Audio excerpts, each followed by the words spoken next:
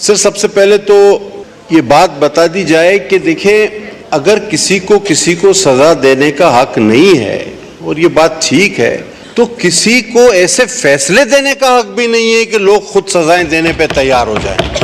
یہ آپ بھی جانتے ہیں, میں بھی جانتا ہوں, یہ ایوان بھی جانتا ہے کہ کچھ ایسی چیزیں ہیں جن پر ہم اپنے جذبات پر قابو نہیں رکھ پاتے اور یہ مسئلہ اس میں سر فہرست ہے. اگر جو اصل مسئلہ ہے ہم اس کی طرف دیکھیں اور اس پر بات کریں تو میں مجھ سے پہلے جو خطیب تھے ان سے بالخصوص اور بالعموم پورے ہاؤس سے یہ بات کہنا چاہوں گا کہ دراصل فتنہ کہاں ہے؟ فتنہ ہیومن رائٹس کے نام پر, انسانی حقوق کے نام پر مغرب سے پھیلایا جاتا ہے. یہ مرتد وہاں جاتے ہیں اور کہتے ہیں جی پاکستان پہ ہم پہ بہت ظلم ہو رہا ہے. ہزاروں ویڈیوز, سینکڑوں ویڈیوز آپ سب نے دیکھی. اور مغرب چونکہ اسلام کے بارے میں جانتا نہیں تو وہ یہ کہتا ہے کہ بھائی آپ لوگ ان کو مسلمان کیوں نہیں مانتے؟ مسلمان, میں نے اس سے پہلے کچھ دنوں پہلے ایک ہاؤس میں ایک ذکر کیا تھا, بعد میں پتہ چلا کہ ان جج صاحب نے اپنی تصحیح کر لی تھی. وہ ہائی کورٹ کے جج صاحب نے ایک فیصلے میں لکھ دیا the sect of Muslims it's a minority. اب سب اصل بات کی طرف ہے. ہم آج یہ پیغام اس ہاؤس سے مغرب کے ان دانشوروں کو, ان انسانی حقوق کے علمبرداروں کو, ان جھوٹے قصے خوانوں کو, ان انسانیت کے جھوٹے نعرے بلند کرنے والوں کو لاؤڈ اینڈ کلیئر یہ پارلیمنٹ آج یہ میسج دینا چاہتی ہے کہ بھائی ظلم ہم نہیں کر رہے, حملہ تو ہم پر ہو رہا ہے. ہم سے پوچھا گیا کہ بھئی آپ انہیں مسلمان کیوں تسلیم نہیں کرتے؟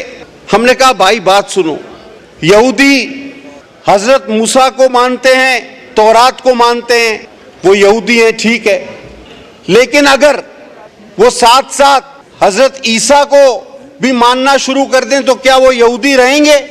آنسر از نو. اسی طرح عیسائی حضرت عیسیٰ کو مانتے ہیں, انجیل کو مانتے ہیں, وہ عیسائی ہیں ٹھیک ہے, لیکن اگر وہ ساتھ ساتھ کسی اور نبی کو بھی ماننا شروع کر دیں تو کیا وہ عیسائی رہیں گے؟ The answer is no. وہ بھائی اسی طرح اگر یہ منافق اپنے آپ کو مسلمان کہتے ہیں اور میرے آقا محمد صلی اللہ علیہ وسلم کی علاوہ کسی کو نبی مانتے ہیں تو یہ کبھی بھی مسلمان نہیں ہو سکتے, یہ کبھی بھی مسلمان نہیں ہو سکتے. یہ تو ہم پر حملہ ہے. یہ ہمارا ٹائٹل استعمال کرتے ہیں کروڑوں میں سے 2 4 5 الگ لوگ ہو کر, اور مغرب سے کہو کہ تم انہیں سیاسی پناہیں دو, انسانی حقوق کے پرچم بلند کرو. ایک سی ڈی کی کاپی رائٹ ہو جاتی ہے کسی فلم کی تو قانون لاگو ہو جاتا ہے. کاپی رائٹ کو بہت بڑا جرم بنا کے پیش کیا جاتا ہے. آج یہ منافق اپنے آپ کو مسلمان کہتے ہیں, اپنی تحریف شدہ کتاب کو میرا قرآن کہتے ہیں, لیکن ان کو یہ کاپی رائٹ نظر نہیں آتا. ان کی آنکھوں پر پٹی بندھی ہوئی ہے. یہ لاؤڈ اینڈ کلیئر میسج ہماری طرف سے جانا چاہیے. اس مقدس ایوان نے عظیم فیصلے جو کیے ان میں سے یہ ایک عظیم ترین فیصلہ ہے اور یہ ہمیشہ کے لیے ایک مہر ہے. میں سمجھتا ہوں جب تک ایک بھی مسلمان باقی ہے, ایک بھی کلمہ گو باقی ہے, ہرگز نہیں ہماری لاشوں پر سے یہ کام کبھی بھی نہ ڈسکس میں لائے. میں تو ہمیشہ کہتا ہوں اس کو آپ ڈسکس میں ہی نہ لائیں. یہ ختم شدہ چیپٹر ہے, یہ کلوز ہے, اس پر مہر لگ چکی ہے. ایک سوال کہ یہ مرتد, آپ کو شاید پتا نہ ہو, میں ایک بات شاید اگر جن لوگوں کو پتا نہ ہو میں ایک بات کا ان کے علم میں اضافہ کروں کہ یہ اپنی ان کتابوں کا یہ مرتد جو اپنے آپ کو پتا نہیں کیا کہتا ہے, میں تو وہ لفظ بھی استعمال نہیں کرتا, یہ انگریزی میں ترجمہ نہیں کراتا. ادریس صاحب پتا ہے آپ کیوں؟ بہت کم لوگوں کو پتا ہے کہ یہ اپنی جو اس کی مرزا مرتد کی لکھی ہوئی کتابیں ہیں اس کا انگریزی میں ترجمہ نہیں کراتے, کیونکہ نعوذ باللہ نعوذ باللہ نعوذ باللہ میں دوہرا نہیں سکتا جو اس مرتد نے ان کتابوں میں دیگر انبیاء اور شہدائے کربلا جن کے اب مزارات پہ میں آغا صاحب اور شگفتہ حاضری دینے گئے, وہ شہزادے جنت کے جن کے لیے حضور صلی اللہ علیہ وسلم اپنے سجدے طویل کر دیتے تھے، تو وہاں بھی کچھ لوگ کہنے لگے کہ پتہ نہیں آپ کس فرقے سے ہو، اس فرقے سے ہو. فتوے نہ دیں، لیکن میں چاہتا ہوں ایسا ماحول بھی پیدا نہ کریں کہ ہم مسلمانوں کی سب سے بڑی دولت ہمارا ایمان اور آقا نامدار خاتم النبیین پر ایمان ہے.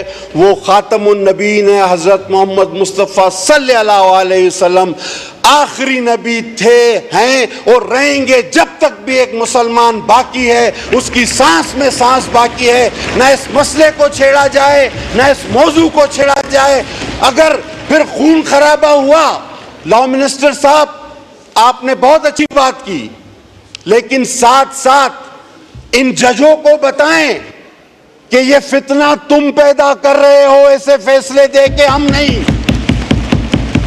یہ فتنے نہیں ہونے چاہیے، یہاں تک تو میں آپ کے ساتھ ہوں، لیکن فتنہ پیدا کرنے والے کو کتنی بڑی سزا ملے گی؟ ایک بار پھر ماشاءاللہ کھڑے ہو کر یہ بھی بتا دیجئے کہ جو اس 25 کروڑ عوام میں فتنہ پیدا کرتا ہے، جو پتہ نہیں کتنی لاکھوں میں تنخواہیں لے کر اس قوم کو اپنی قلم کے ذریعے اس آگ میں جھونکنا چاہتا ہے، ہمارے ایمانوں پر ضرب لگانا چاہتا ہے، ہمارے جذبات پر کھیلنا چاہتا ہے، اس کو کتنی بڑی سزا ہم دینے جا رہے ہیں، یہ بھی پتہ ہونا چاہیے.